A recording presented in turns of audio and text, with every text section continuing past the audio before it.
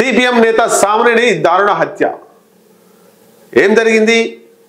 CPM ఉమ్మడి రాష్ట్రంలో ఉండే రాష్ట్ర కమిటీ సభ్యుడిగా, రైతు సంఘం రాష్ట్ర ప్రధాన కార్యదర్శిగా సామినేని రామారావు ఆయన నిన్న హత్య కావించబడ్డాడు. ఏం జరిగింది ఒక్కసారి మనం చదివిన తర్వాత ఎక్స్ప్లెనేషన్ ఇస్తా. పెరుగులాటలో నిందితుని చొక్కా చిరిగి రామారావు చేతిలోకి వచ్చిందట. సంఘటన స్థలాన్ని పరిశీలించిన ఖమ్మం సిపి సునీల్ దత్ విషయంలోకి వెళ్తే, సిపిఎం ఉమ్మడి ఆంధ్రప్రదేశ్ రాష్ట్ర కమిటీ సభ్యులు, రైతు సంఘం రాష్ట్ర మాజీ ప్రధాన కార్యదర్శి సామినేని రామారావు 73ను శుక్రవారం ఉదయం 5:30 గంటల నుంచి 6:30 గంటల మధ్య గుర్తు తెలియని వ్యక్తులు అత్యంత కిరాతకంగా కత్తులతో పొడిచి హత్య చేసిన సంఘటన ఖమ్మం జిల్లా వ్యాప్తంగా సంచలనం కలిగించింది. మృతునికి భార్య స్వరాజ్యం, కుమారుడు, కుమార్తె ఉన్నారు. మృతుని కుటుంబ సభ్యులు, స్థానికులు తెలిపిన వివరాల ప్రకారం ఖమ్మం జిల్లా చింతకాని మండలం పాతర్లపాడు గ్రామానికి చెందిన సిపిఎం రాష్ట్ర సీనియర్ నాయకులు సామినేని రామారావు శుక్రవారం ఉదయం 5 గంటల సమయంలో నిద్రలేచి కాలకృత్యాలు పూర్తి చేసుకుని ఇంటి ముందు కొద్దిసేపు వాకింగ్ చేశారు. ఆ తర్వాత తన ఇంటి ఆవరణలో ఉన్న కొట్టంలో కోళ్లను విడిచిపెట్టేందుకు వెళ్లారు. ఆ సమయంలో హంతకులు వెనుక నుంచి రామారావుని కత్తులతో పొడిచారు.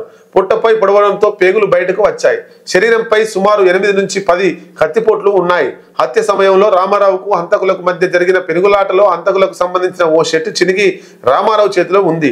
సంఘటన సమయంలో రామారావు పెద్ద ఎత్తున కేకలు వేయడంతో ఇంటి ముందు ఉన్న హోటల్ యజమాని, ఇది 13వ పేజీలో ఇచ్చారు, ఒకసారి చూద్దాం. హోటల్ యజమాని లేచినట్టు ఉండు. మరి ఇంటి ముందర ఒకటి చిన్న హోటల్, ఊర్లలో హోటల్ ఉంటాయి కదా, ఆ హోటల్ ఉందట. ఏదది? ఆ హోటల్ యజమాని అక్కడికి వచ్చేలోపే నిందితులు పారిపోయారు. రామారావు రక్తపు మడుగులో పడి ఉండడాన్ని చూసి వెంటనే రామారావు భార్య స్వరాజ్యాన్ని నిద్రలేపారు. భార్య వచ్చి చూడగా అప్పటికే రామారావు రక్తపు మడుగులో మృతి చెంది ఉన్నాడు. ఈ సంఘటన గ్రామంలో కొద్ది క్షణాల్లోనే దహనంలా వ్యాపించింది. పెద్ద ఎత్తున గ్రామస్తులు సంఘటన స్థలానికి చేరుకున్నారు. స్థానికులు పోలీసులకు సమాచారం అందించారు. ఖమ్మం సిపి సునీల్ దత్ సంఘటన స్థలాన్ని పరిశీలించారు. సుమారు 3 గంటల పాటు ఘటనపై విచారణ నిర్వహించారు. రాజకీయ హత్య కావడంతో సిపి పెద్ద ఎత్తున పోలీసు బలగాలను రంగంలోకి దింపారు. భార్య స్వరాజ్యంలో జరిగిన తీరును అడిగి తెలుసుకున్నారు. తన భర్తను రాజకీయ కక్షలతోనే కాంగ్రెస్ గుండాలే హత్య చేశారని సిపికి వివరించారు. దాంతో సిపి స్పందిస్తూ సామినేని రామారావు హంతకులను పట్టుకొని చట్టపరంగా శిక్షిస్తామని, వారి కుటుంబానికి పూర్తి స్థాయిలో న్యాయం చేస్తామని హామీ ఇచ్చారు. ఈ విషయంలో శాంతి భద్రతలకు ఎవరు విఘాతం కలిగించొద్దని కోరారు. సోషల్ మీడియాలో పోస్టులు చేయొద్దన్నారు. కాగా రామారావుకు చెందిన షాపింగ్ కాంప్లెక్స్ భవనంపై హంతకులు చెప్పులు కూడా ఉన్నాయట. తన భర్తకు కాంగ్రెస్ గుండాలే చంపారు. రామారావు భార్య స్వరాజ్యం ఆరోపిస్తుంది. తన భర్తను కాంగ్రెస్ చెందిన గుండాలు బొర్రా ప్రసాద్, కంచుమూర్తి రామకృష్ణ, మద్దిని నాగేశ్వరరావు, కొత్తపల్లి వెంకటేశ్వర్లు, తాండ్ర పిచ్చయ్య మరికొంతమంది కలిసి హత్య చేశారని స్వరాజ్యం తెలిపింది. దసరా పండుగ రోజు కంచుమూర్తి రామకృష్ణ, బొర్రా ప్రసాద్ తన భర్త రామారావును తనను చంపుతానని బెదిరించారని తెలిపారు. పోలీసు ఉన్నతాధికారులు డిప్యూటీ సీఎం బట్టి విక్రమార్క అధికార పార్టీ ఒత్తిడికి లొంగకుండా నిజాయితీగా, నిష్పక్షపాతంగా విచారణ చేసి తనకు న్యాయం చేయాలని స్వరాజ్యం ఖమ్మం సిపి సునీల్ దత్ని కోరారు. దీన్ని అన్ని పార్టీలు ఖండించారు. సిపిఎం రాష్ట్ర కార్యదర్శి జాన్ వెస్లీ, అట్లాగే కేంద్ర కమిటీ సభ్యులు తమ్మినేని వీరభద్రం, రాష్ట్ర కార్యదర్శి వర్గ సభ్యులు పోతినేని సుదర్శనరావు, నున్న నాగేశ్వరరావు ఇట్లాంటి వాళ్ళంతా కూడా ఖండించారు. మరి వాస్తవంలోకి వెళ్తే ఒకసారి చూద్దాం. మచ్చలేని నాయకులు రామారావు అంటూ నిన్న మీటింగ్ లో తమ్మినేని వీరభద్రం పాల్గొన్నాడు. హత్య రాజకీయాలు, ఈ కాంగ్రెస్ అధికారంలోకి వచ్చిన కానుండే హత్య రాజకీయాలు జరుగుతున్నాయి అనేటువంటిది సిపిఎం నాయకులు ప్రధానంగా ఆరోపిస్తున్న మాట. గతంలోనే అదే మదిరా నియోజకవర్గంలో ఇంకొక హత్య కూడా జరిగిందని చెప్పి సిపిఎం నాయకులు చెప్తున్నారు. మరి ఆ హత్య రాజకీయాలను ప్రోత్సహిస్తున్నది ఎవరు? ఆ కాంగ్రెస్ పార్టీ నాయకుల వెనుక ఉన్నది ఎవరు? ఎవరి నియోజకవర్గం అది? మదిరా నియోజకవర్గం ఖమ్మంలో. మదిరా నియోజకవర్గానికి ఎమ్మెల్యే ఎవరు? మదిరా నియోజకవర్గానికి బట్టి విక్రమార్క ఎమ్మెల్యే. ఆయనే ఇప్పుడు మనకు డిప్యూటీ సీఎంగా ఉన్నాడు. మరి ఎవరి ప్రోద్బలం చూసుకొని, ఎవరి అండ చూసుకొని, ఎవరి విధానాలను చూసుకొని ఈ హత్య జరిగింది? ఇప్పుడు వాళ్ళ భార్య ఆరోపిస్తున్నటువంటి ఈ వ్యక్తులకు సపోర్ట్ చేస్తున్నది ఎవరు? అక్కడ చోటా మోటా కాంగ్రెస్ లీడర్ అయి ఉండొచ్చు. మరి ఆయన ఎవరి అండ చూసుకున్నా అంటే దీనికి అంతా కారణం అంతా కూడా డిప్యూటీ సీఎంగా ఉన్నటువంటి బట్టి విక్రమార్క అండ చూసుకొనే కింది స్థాయి నాయకులు రెచ్చిపోతున్నారు అనేటువంటిది సిపిఎం నాయకులు ఆరోపిస్తున్నారు. అంటే బట్టి విక్రమార్క ఈ హత్య చేయమని చెప్పి ఉండకపోవచ్చు, కానీ ఆయన అండ చూసుకొని మమ్మల్ని ఏమైనా కాపాడతాడు అని అండ చూసుకొనే చేసిర్రు.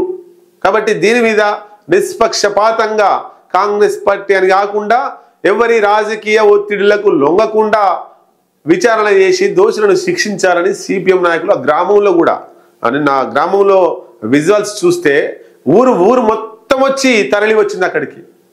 ఆయన హత్య దగ్గరికి వచ్చి ఆయన నివాళులు అర్పించడం, శోకాలు పెట్టుకొని ఏడవడం, ఒక మంచి నాయకుడిని కోల్పోయినామని చెప్పేసి. మరి అంత ఏజ్ 73 సంవత్సరాలు ఉన్నటువంటి వ్యక్తిని నరికి పొడిచి చంపాల్సిన అవసరం ఏమొచ్చింది? మీకు రాజకీయంగా ఎదుర్కోలేకనా? దమ్ము ధైర్యం లేదా? ఒక వ్యక్తిని 73 సంవత్సరాలు ఉన్నటువంటి వ్యక్తిని మీరు 40-50 సంవత్సరాలు ఉన్నటువంటి వ్యక్తులు రాజకీయంగా గంతమంది ఎదుర్కోలేక చంపడం, ఇది ఎంతవరకు న్యాయం? కాబట్టి హత్య రాజకీయాలు మీకు దమ్ముంటే రాజకీయం చేయండి, కానీ హత్య రాజకీయాలు చేయడం ఏంది? హత్య రాజకీయాలు చేయాలంటే మరి చంపడం అంటే వాళ్ళు కూడా చంపుతారు కదా.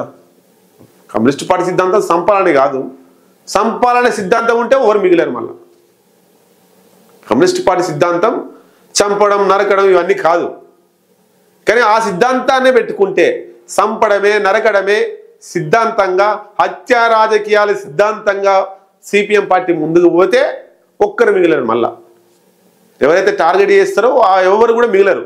కాబట్టి సిద్ధాంతం తప్పొద్దని చెప్పేసి ఆగుతున్నారు తప్ప హత్య రాజకీయాలు శాశ్వతం కాదు. కాబట్టి బట్టి విక్రమార్క గారు స్పందించిర్రు. అది మరి స్పందన మీదికి స్పందించిండు, లోపల ఎట్లా జరుగుతుంది అనేటువంటిది.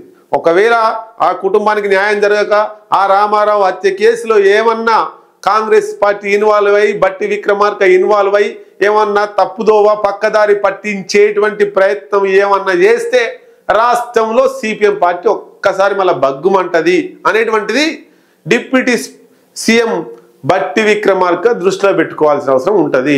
ఇది కాంగ్రెస్ పార్టీకి మంచిది కాదు, రాష్ట్ర వ్యాప్తంగా రేవంత్ రెడ్డి ప్రభుత్వానికి అసలే మంచిది కాదు. అసలే సౌమ్యుడు బట్టి విక్రమార్క గారు, అసలే సౌమ్యుడు. హత్య రాజకీయాలు, దోపిడీలు, ఈ దొంగ వ్యాపారాలు, లంగ వ్యాపారాలు లేనటువంటి మచ్చలేని వ్యక్తిగా బట్టి విక్రమార్క ఉన్నాడు. మరి ఈ మచ్చ ఏంది అనేటువంటిది ప్రశ్నిస్తున్నారు జనం.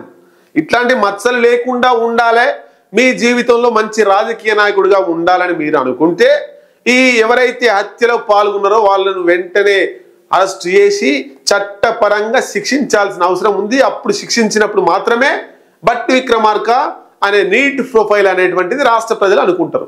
లేకపోతే ఆయన కూడా హత్య రాజకీయాల్ని ప్రోత్సహిస్తుందనే అనుకుంటారు.